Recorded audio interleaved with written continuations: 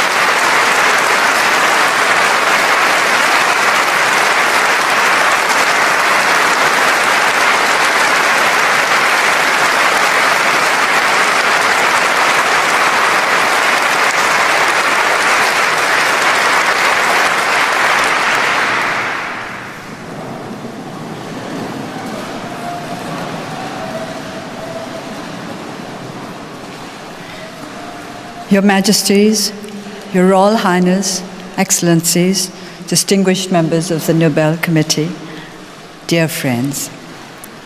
Long years ago, sometimes it seems many lives ago, I was at Oxford listening to the radio program Desert Island Disc with my young son, Alexander.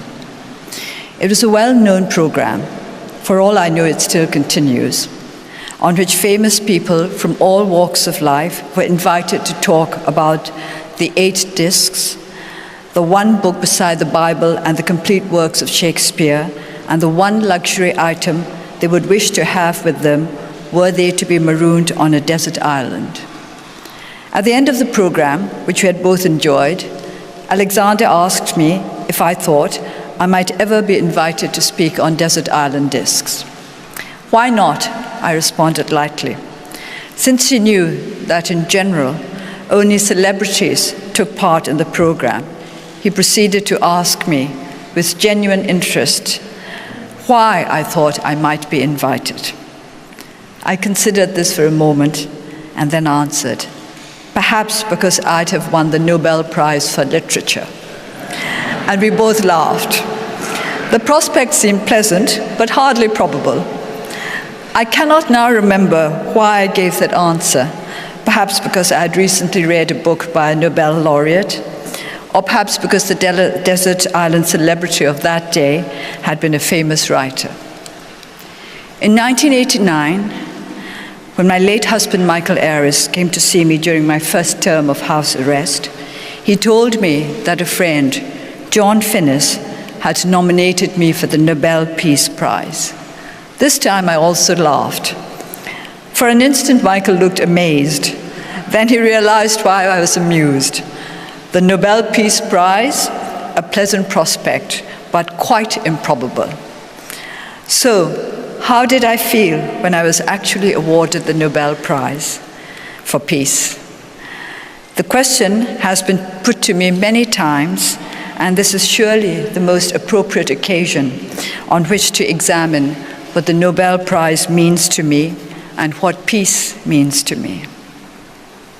As I have said repeatedly in many an interview, I heard the news that I had been awarded the Nobel Peace Prize on the radio one evening. It did not altogether come as a surprise, because I had been mentioned as one of the front runners for the prize in a number of broadcasts during the previous week. While drafting this lecture, I've tried very hard to remember what my immediate reaction to the announcement of the award had been. I think I can no longer be sure. I think it was something like, oh, so they've decided to give it to me. It did not seem quite real, because in a sense, I did not feel myself to be quite real at that time. Often, during my days of house arrest, it felt as though I were no longer a part of the real world. There was a house, which was my world. There was the world of others, who also were not free, but who were together in prison as a community. And there was the world of the free. Each one was a different planet, pursuing its own separate course in an indifferent universe. What the Nobel Peace Prize did was to draw me once again into the world of other human beings, outside the isolated area in which I lived, to restore a sense of reality to me.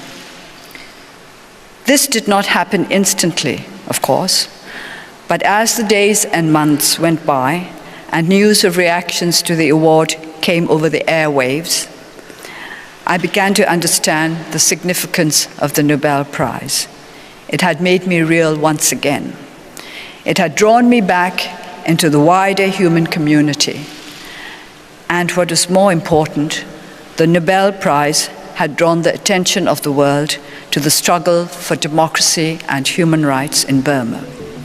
We were not going to be forgotten.